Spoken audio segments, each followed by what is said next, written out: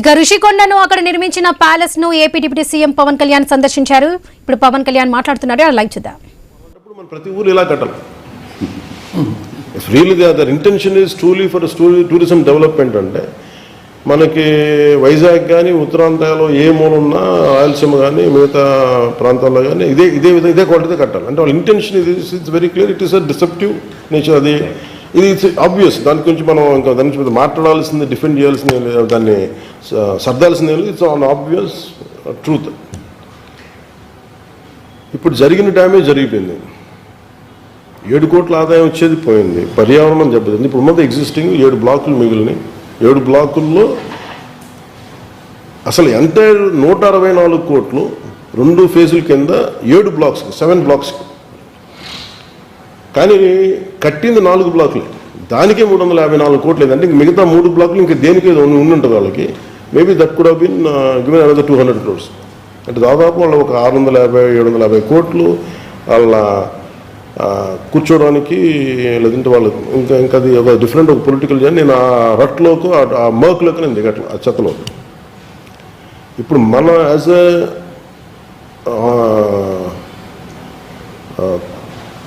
బాధ్యత గల మనం శాసనసభ్యులుగా and as the Janasena party శాసనసభ్యులుగా కావచ్చు,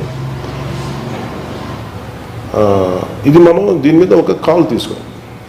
ఎందుకంటే ఒక్కోసారి మనం ఎక్కడో దూరం కూర్చొని మంగళగిరి కూర్చొని నిర్ణయాలు తీసుకోవడానికి వాస్తవం. ఇప్పుడు ఉదాహరణకి ఉదాహరణ ఉంది. మనం వెళ్ళి చూస్తే వచ్చే పాలసీ వేరు.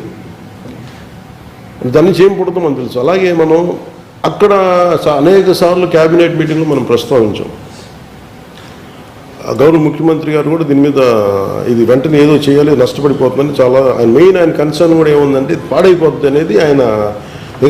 ఆయనకి కన్స్ట్రక్షన్ ఒక ఇలాంటి నిర్మాణాలు ఆయన పూర్తి అవగాహన ఉంది కాబట్టి ఆయనకున్న అనుభవం ఇది ఆయనకి చాలా కన్సర్న్ చేస్తాం. బట్ మనం ఒక నిర్ణయం ఈరోజు మనం ఇక్కడికి వచ్చాం కాబట్టి దీని మీద ఒక రెజల్యూషన్ మనం తీసుకోవాలి.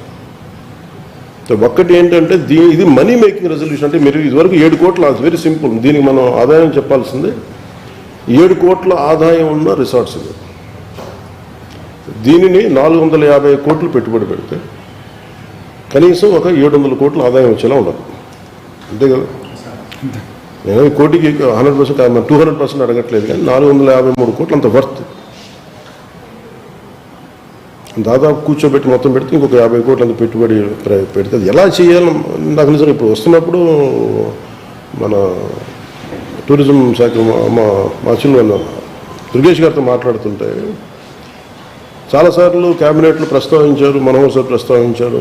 అందరూ ఏమన్నారంటే దీని ఏదో ఒక ఆదాయ మార్గం. నేనైతే ఇంకొంచెం ఎక్స్టెండల్ కూడా చెప్పాను. అసలు టోటల్ నాదంతా ఈ ప్రాఫిట్లెస్ మేకింగ్ ఇది ప్రపోజల్ చెప్తే దాన్ని స్కటిల్ చేశాను. అది ఉద్దేశం మంచిదైనప్పటికీ దాన్ని అంటే మనం దీంట్లో ఏంటంటే it's tourism department property, government of AP property. It's better it should be remain as AP government property కింద ఉండిపోవాలి. ఇంకా దీన్ని అమ్మడాలు పెట్టగలరు. ఇది ప్రైమ్ ప్రాపర్టీ. దీన్ని ఎందుకంటే గవర్నమెంట్కి కొంత ప్రాపర్టీ లైక్ సింగపూర్ గవర్నమెంట్ మళ్ళీ దీన్ని ఇంకా తనఖాలు పెట్టడానికి అలా కాకుండా గవర్నమెంట్ ఆంధ్రప్రదేశ్ సింగపూర్కి ఎలాగ ఆదాయం ఉంటుందో గవర్నమెంట్ ఆంధ్రప్రదేశ్కి ఆదాయం కావాలి. తద్వారా ప్రజలకు ఏదైనా కార్యక్రమాలు చేసినా, సంక్షేమ కార్యక్రమాలు చేసినా మనీ అనేది ఉండాలి. మనీ రేసింగ్కి ఇదొక వీళ్ళు డ్యామేజ్ చేశారు. ఇంక వీళ్ళని పొలిటికల్గా వీళ్ళు చేసింది ఏంటనేది అది సపరేట్ సభలో మనం మాట్లాడదాం. కానీ ఇప్పుడు మనం తీసుకోవాల్సిన నిర్ణయం మీరందరూ కూడా ఒకసారి ఆలోచించాల్సింది. దిస్ షుడ్ బికమ్ అంటే ఇది ఒక ఆదాయాన్ని సమకూర్చే ఇదో మన ఈ entire complex. Then it's confined tourism.